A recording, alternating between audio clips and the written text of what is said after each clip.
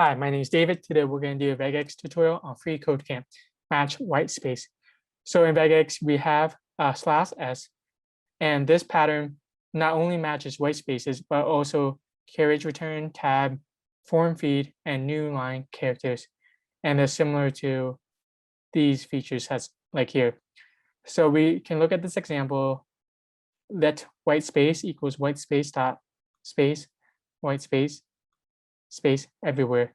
So if we create a variable for the space globally and we match it, it should return once, twice in that array.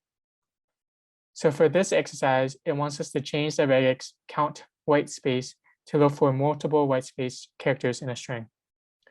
Great. So we change this, and now we do /s, and we have to put the G for multiple. And now we can console log. We just see 1, 2, 3, 4 spaces within this array.